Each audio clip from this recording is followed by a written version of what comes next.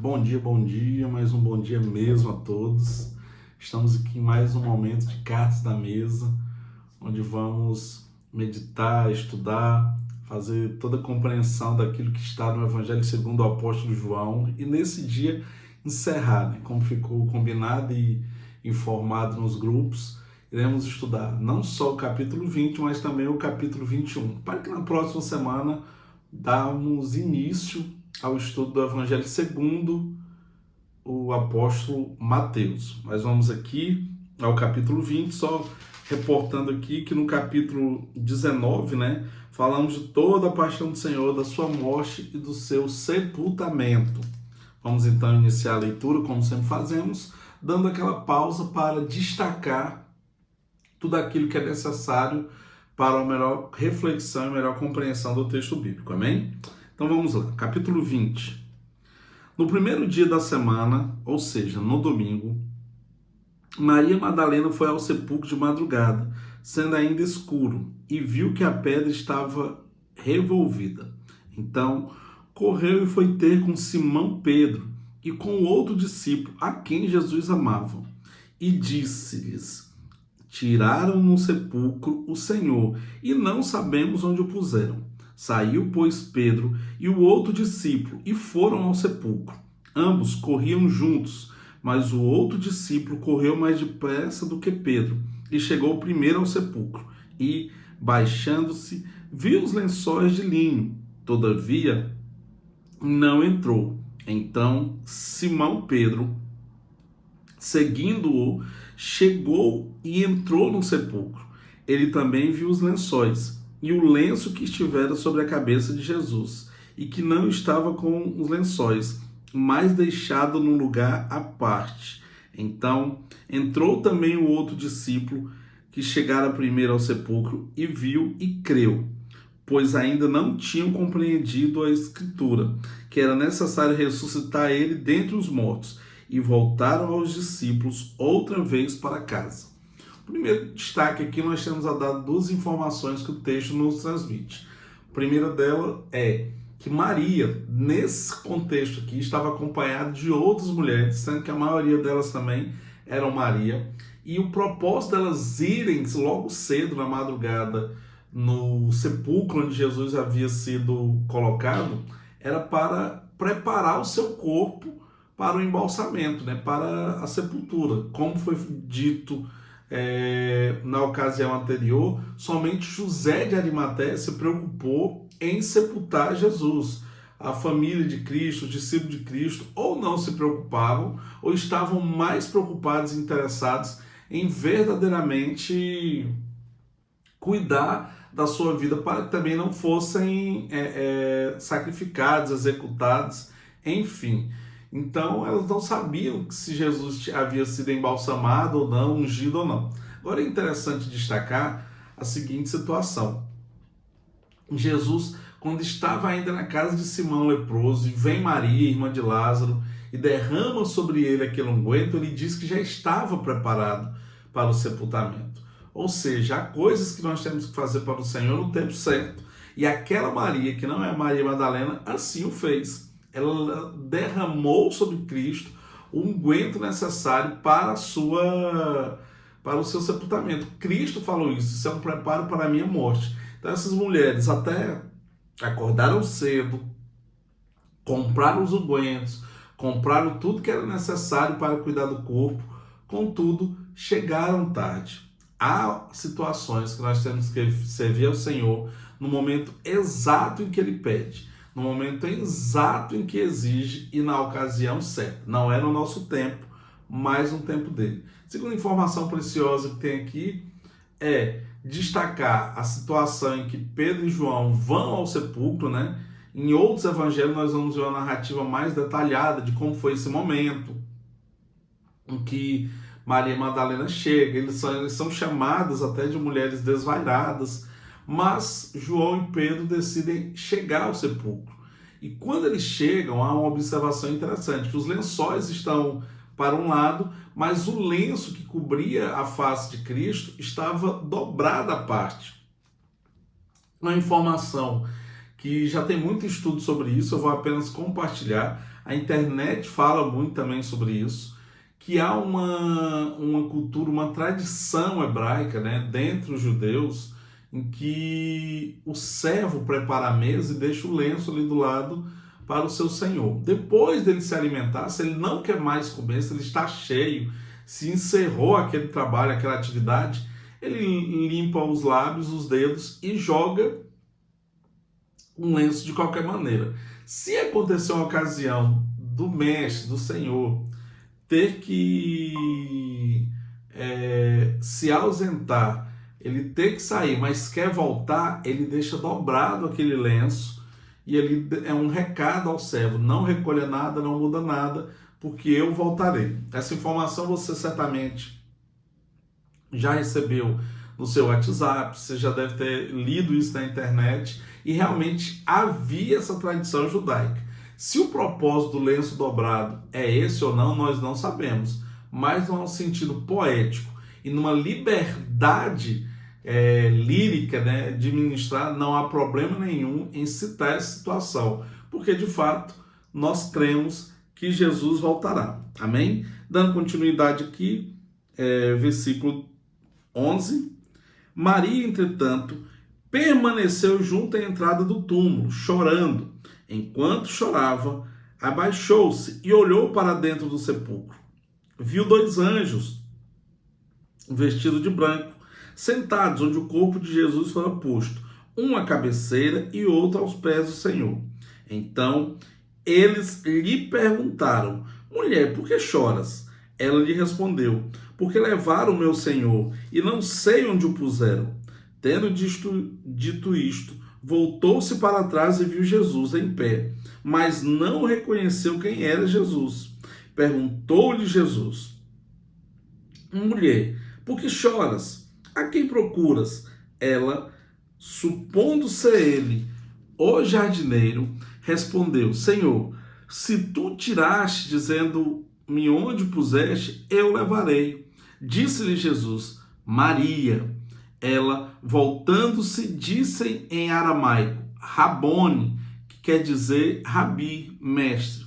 Recomendou-lhe Jesus: não me detenhas, porque ainda não subi para o meu Pai, mas vai ter com os meus irmãos e diz-lhes: subo para o meu Pai e vosso Pai, para meu Deus e vosso Deus. Então saiu Maria Madalena anunciando aos discípulos: viu o Senhor e contava que ele lhe dissera estas coisas.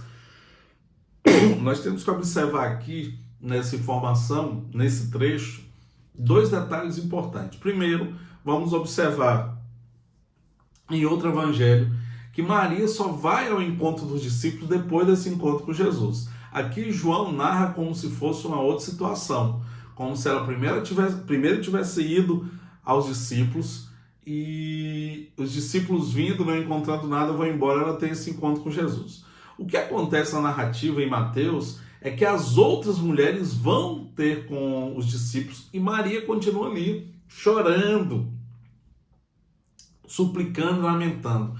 Então há uma contradição? Não. Há uma versão modificada, porque os relatos históricos são narrados e descritos segundo o ponto de vista de cada um.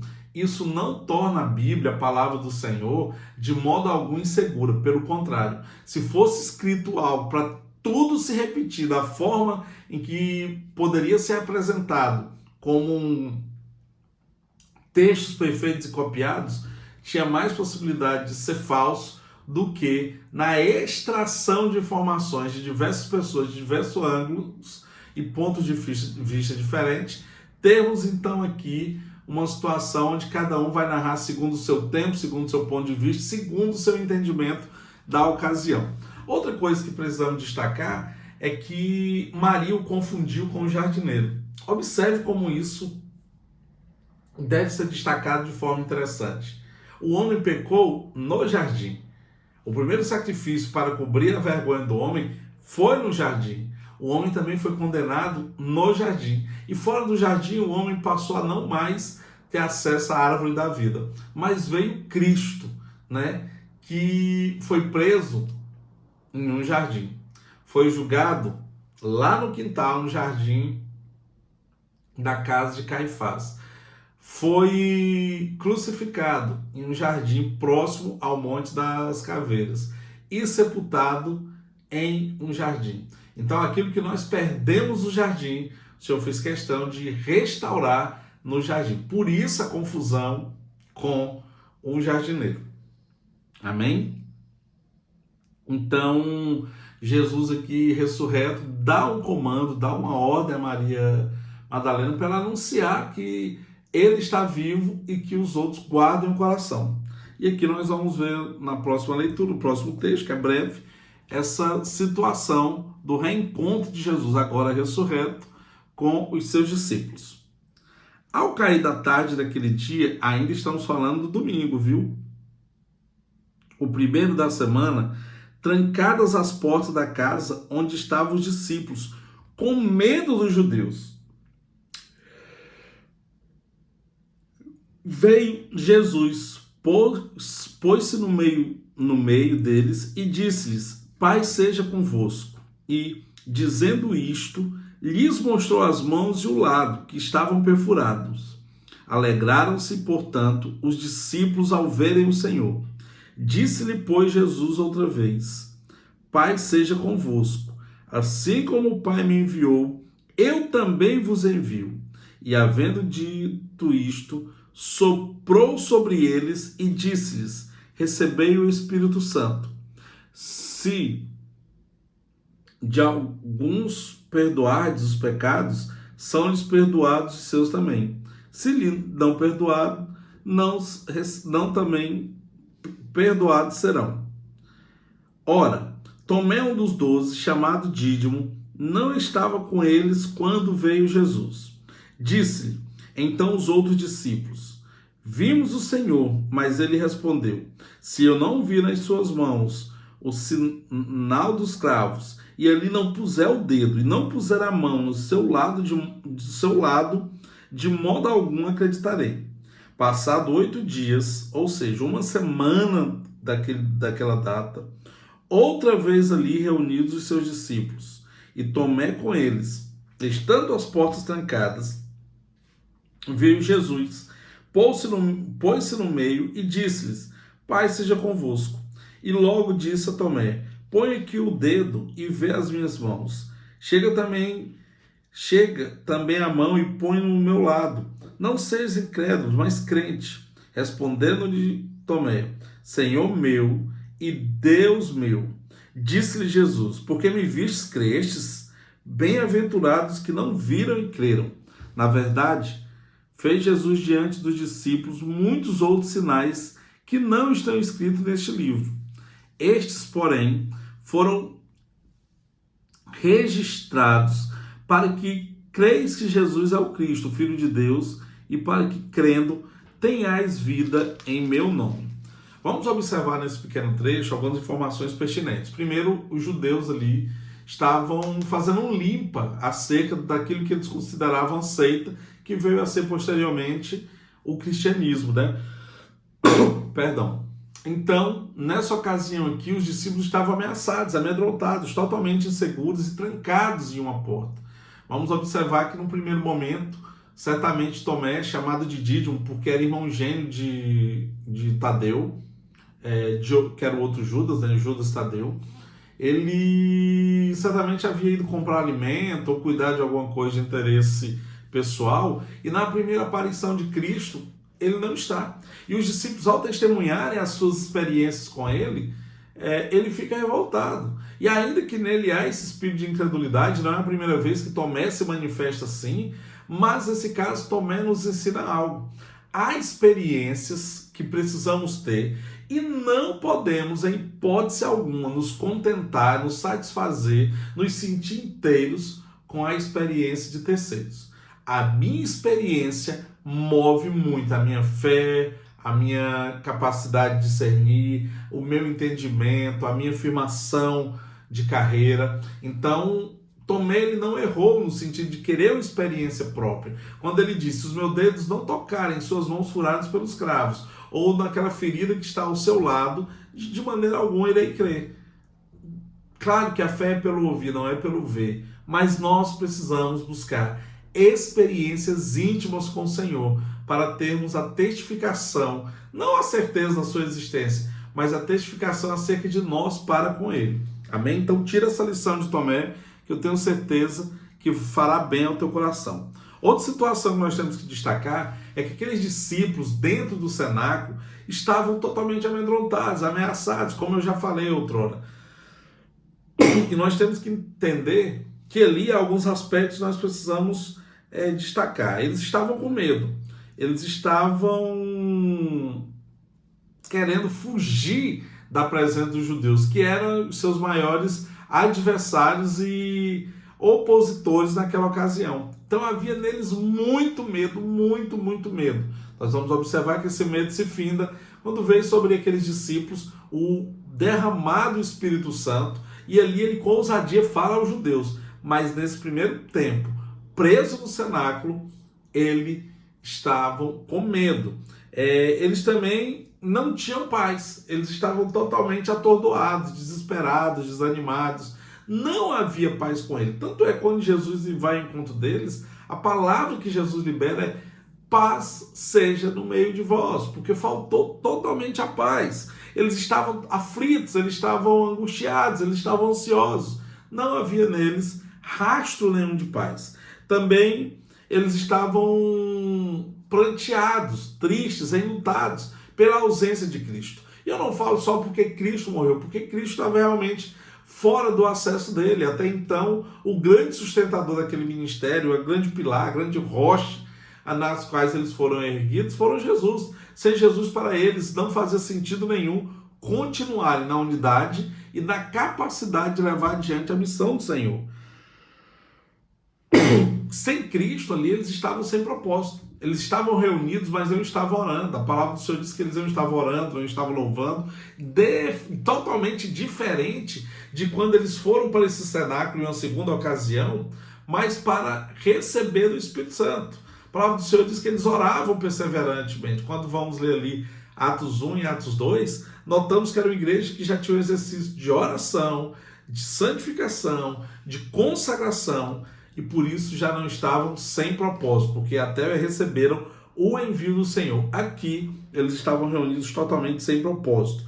E por fim, eles estavam totalmente fragilizados, totalmente vulneráveis. Por quê? Porque não havia dado a eles nenhum poder. E o Senhor vem e declara a paz sobre eles, sopra sobre eles o Espírito Santo. Nesse caso aqui, eles não saem cheios do Espírito Santo, mas eles saem cheios de poder. Eles estão com ousadia, eles estão cheios de segurança de falar para o Senhor acerca daquilo que, para falar pelo Senhor acerca daquilo que será ministrado na vida deles. Então, há uma diferença muito grande entre estar reunidos com propósito e estarmos reunidos sem propósito. Sem propósito não gera frutos nenhum. Com propósito nós vamos muito além daquilo que nos fora pedido. Amém? É importante só destacar que não foram só esses os sinais que Jesus fez, mas como a própria Bíblia relata, são sinais que não dariam-se para escrever nos livros. Tamanho foram as maravilhas que o Senhor fez nos tempos em que, naqueles 40 dias em que ficou ressurreto pela terra. Milhares de coisas ele realizou para que nessa ocasião a igreja se testificasse, como bem falou Tomé: Deus meu e Rei e Senhor meu. Ou seja, Jesus é o Senhor e Deus absoluto deste mundo. Amém? Então vamos lá, capítulo 21. E diz a palavra do Senhor: depois disso, tornou Jesus a manifestar-se aos discípulos junto do mar de Tiberíades, que é o mesmo mar da Galileia, o mesmo mar de Gadara, ok? E o mesmo lago do Jordão. E foi assim que ele se manifestou. Estavam juntos Simão Pedro, Tomé, chamado Dídimo, Natanael, que era de Caná da Galileia, e os filhos de Zebedeus, qual seja João e Tiago, e mais 2 de seus discípulos. Disse-lhe Simão Pedro: vou pescar. Disseram os outros: também nós vamos contigo. Saíram e entraram no barco, e naquela noite nada apanharam. Mas ao clarear de madrugada, estava Jesus na praia. Todavia, os discípulos não reconheceram que era ele. Perguntou-lhe Jesus: Filhos, tem alguma coisa de comer? Respondeu-lhes: Não. Então lhe disse: Lançai a rede à direita do barco e achareis. Assim fizeram e não podiam puxar a rede, tão grande era a quantidade de peixes.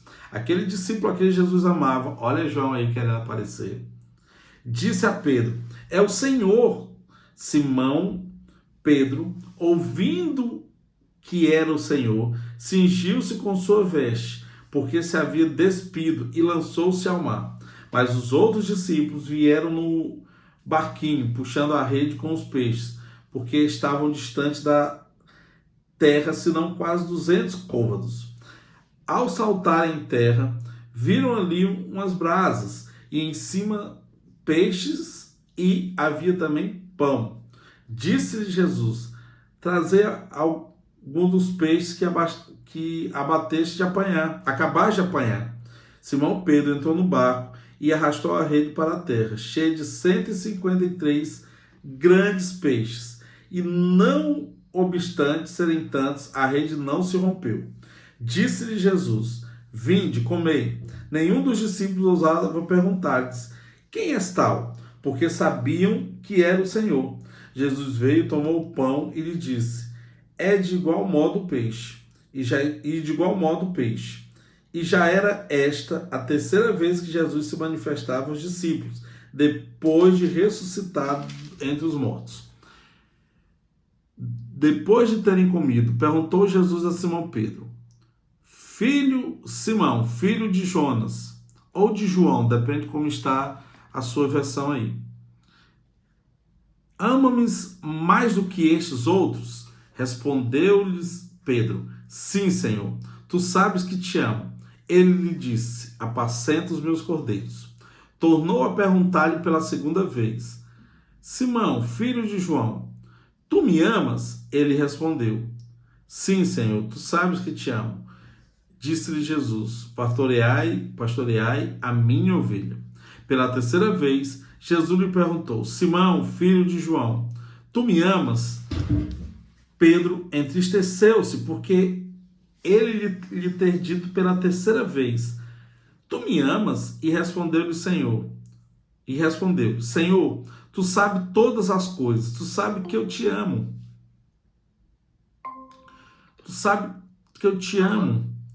Todas as coisas. Jesus lhe disse: Apacenta as minhas ovelhas. Em verdade te digo, que quando era mais moço, tu te cingias a ti mesmo e andava por onde querias. Quando, porém, fores velho, entenderás as mãos, e outro te cingirá e te levará para onde não queres. Disse isto para significar com que gênero de morte Pedro havia de gloriar a Deus, depois de assim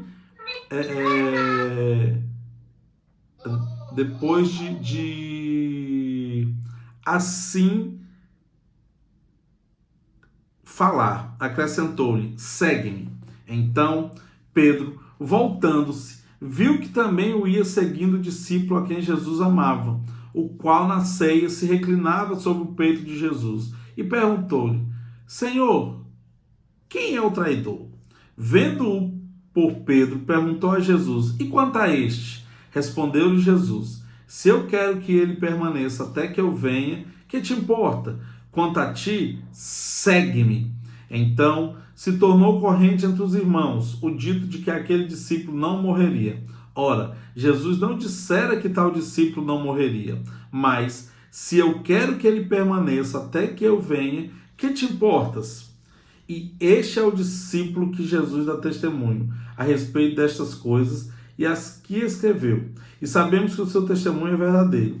Há, porém, ainda muitas outras coisas que Jesus fez. Se todas elas fossem relatadas, uma por uma, creio eu que nem no mundo inteiro caberia os livros que seriam escritos.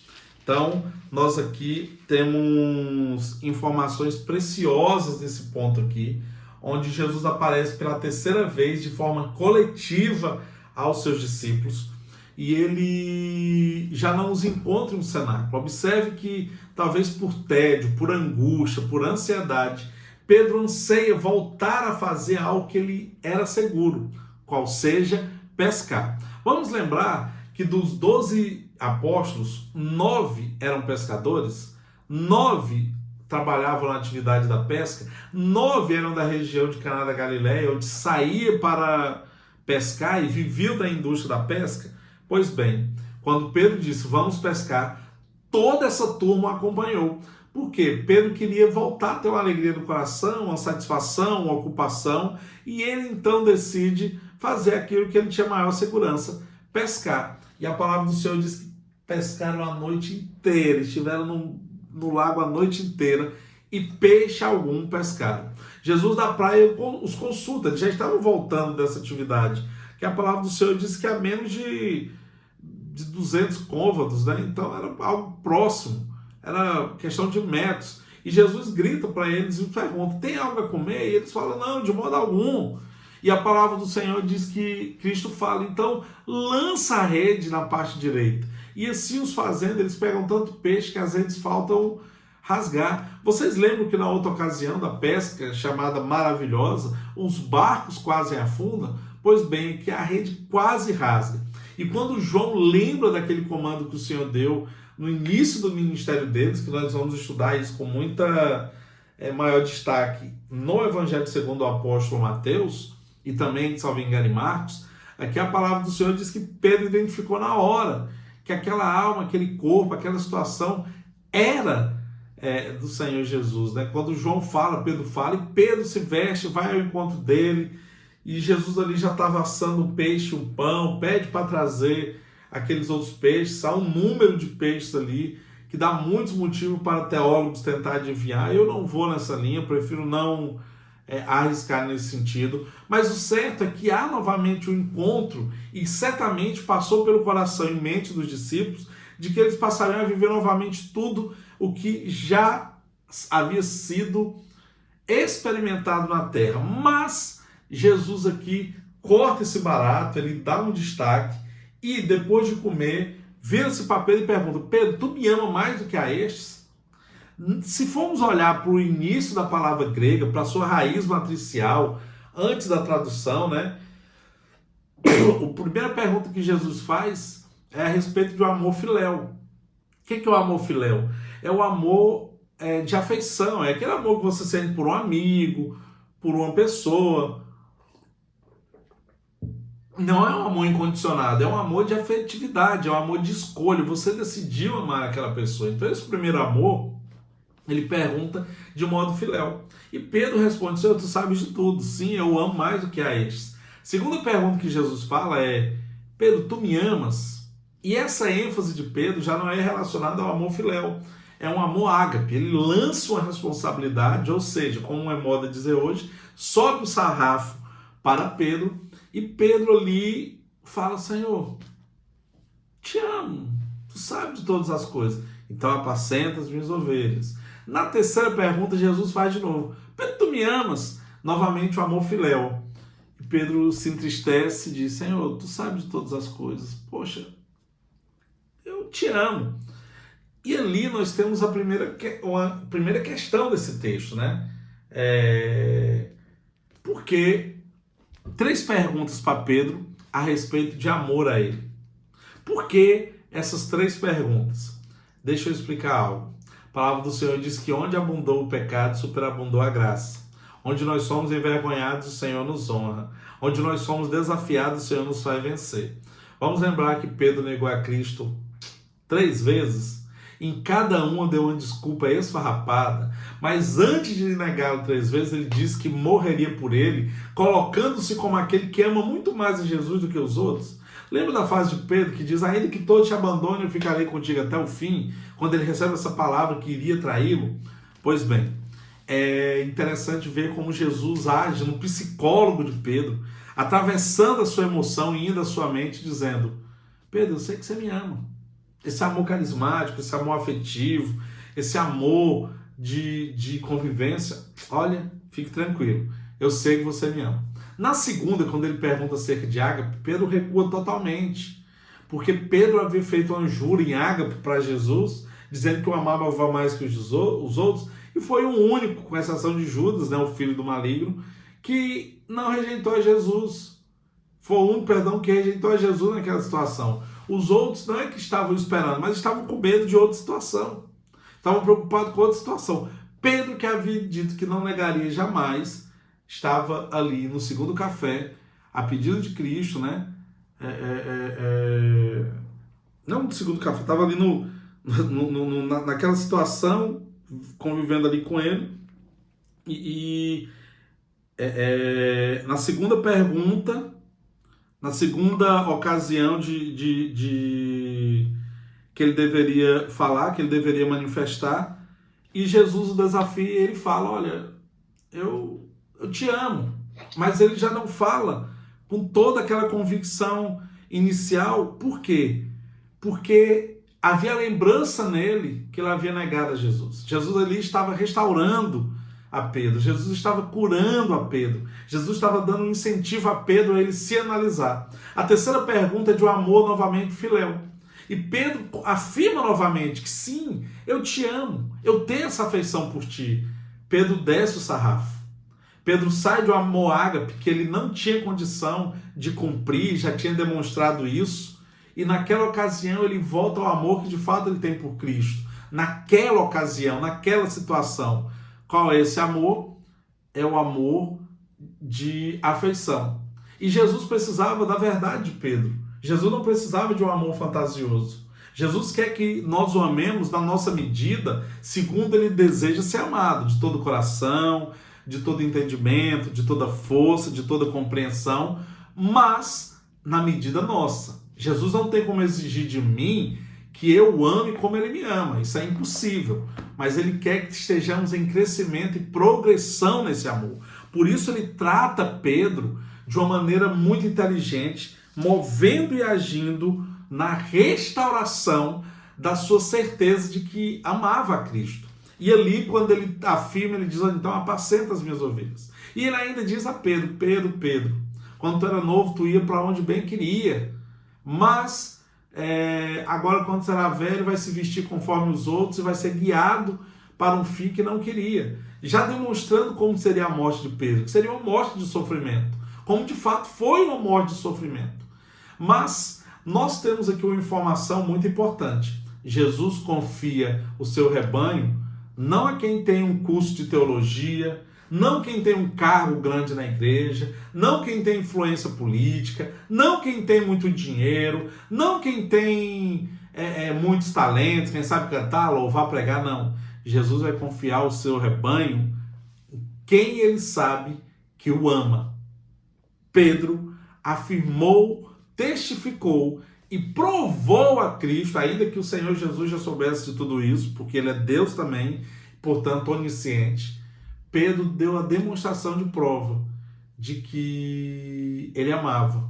E amar a Deus sobre todas as coisas é um privilégio muito grande e é uma exigência imprescindível para aqueles que anseiam cuidar de um rebanho, ainda mais o rebanho do Senhor Jesus. Porque o rebanho não é do homem, o rebanho não é de uma placa denominacional, o rebanho não é de uma linha teológica, o rebanho é do Senhor Jesus. E nós, sabendo disso, ele nos faz cuidadores. O que ele quer? O que um dono de rebanho quer que o cuidador seja? Tão zeloso, tão amoroso, tão cuidadoso quanto ele é em sua responsabilidade de tratar, limpar, curar e sarar. Então nós temos essa informação aqui para com Pedro, para dar a nós a certeza de que às vezes vamos sim negar a Cristo, mas temos que entender que maior é a sua misericórdia. Pedro não saiu da igreja, Pedro não saiu da congregação, Pedro não saiu daquela comunidade de fé, porque ele sabia que ali, se Jesus viesse a se manifestar, ali Jesus se apresentaria, porque Jesus havia feito esse compromisso e a sua palavra se cumpre. Amém, meus amados? Estamos aqui, portanto, encerrando o estudo, a meditação do Evangelho segundo o apóstolo João. Conseguimos hoje fazer a leitura, né? E a explicação dos 2 capítulos. Lembrando que na próxima sexta-feira estaremos aqui conectados, iniciando então o estudo do capítulo 1 do Evangelho segundo o apóstolo Mateus. Quero agradecer a presença de todos aqui online e também aqueles que nos acompanharão posteriormente nas nossas plataformas virtuais, em especial no YouTube. Que Deus abençoe, eu quero orar aqui por vocês e honrá-los mesmo por esse tempo dedicado, esse sacrifício oferecido ao Senhor. Amém? Senhor, meu Deus e Pai, em nome de Jesus, eu te agradeço, Pai, por essa oportunidade, por essa ocasião em que estamos aqui, Senhor, aprendendo mais de Ti, ouvindo o Teu Evangelho, sabendo mais, Senhor Deus amado, do Teu propósito sobre nossas vidas.